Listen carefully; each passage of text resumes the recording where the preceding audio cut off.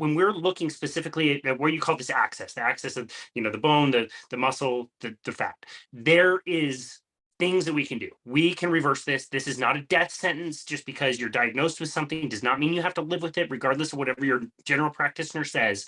So, what are some of the practical take home tools that somebody could be thinking about when dealing with all of these problems together so that they could improve the entire system and improve all of those things versus like just independently trying to fix one thing or another?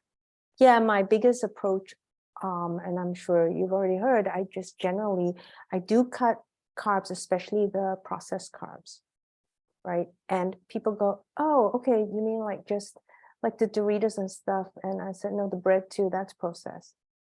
They're like, oh, right? So, basically try to eat foods of one ingredient, right? Broccoli, beef, fish, eggs,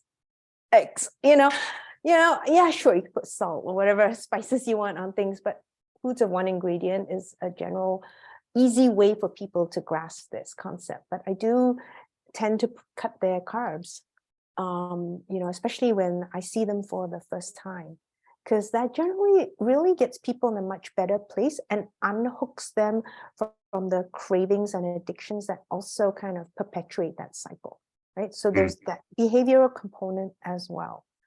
So attention to the diet. I put everyone on a schedule, okay?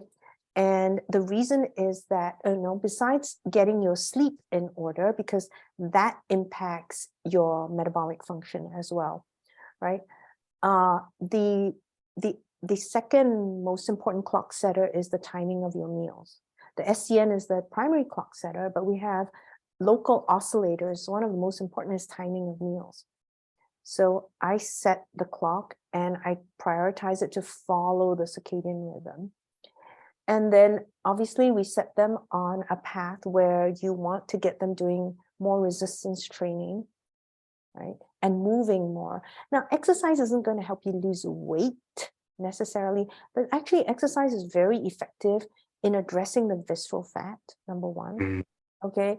And number two, it does, there are so many things. It's good for your brain, right? And for your cardiovascular health and so forth.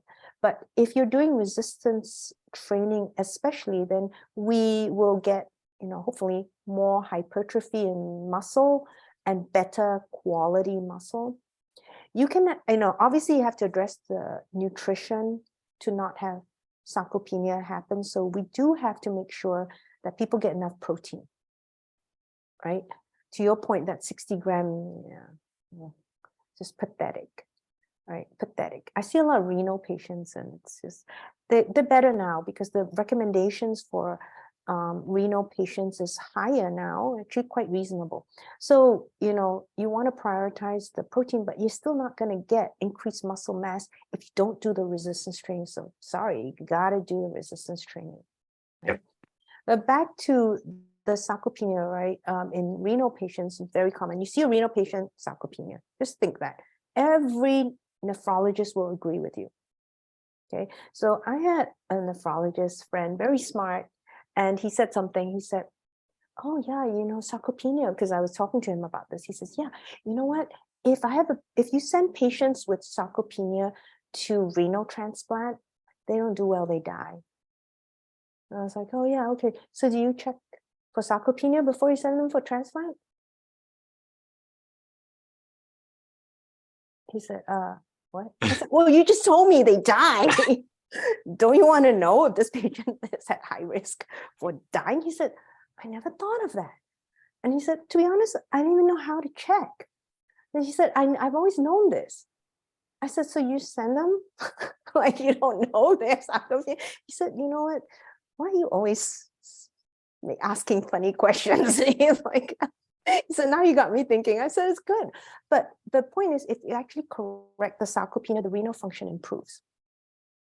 Okay. And this is the part where they know that they've seen this, right? I think that's what changed their recommendations for protein. They realize these patients, the sarcopenia is worse. Now, I just want to point one other thing out, which I think is really important. Cachexia is advanced accelerated muscle loss. right? Often seen that way. And you see that in cancer, it's people who get very gaunt. Now, 20% of people with cancer will die just from that alone, the loss of tissue, not from the cancer, not from the treat, 20%. So it's very serious. You see that in cardiac patients, end-stage heart failure, COPD patients, things like that, right? And the renal patients, right? So they can get cachectic, which is this advanced accelerated muscle loss with a strong inflammatory component. That is not actually, you see the muscle loss. Primarily, it's a fat problem. I think for that, you have to address the fat.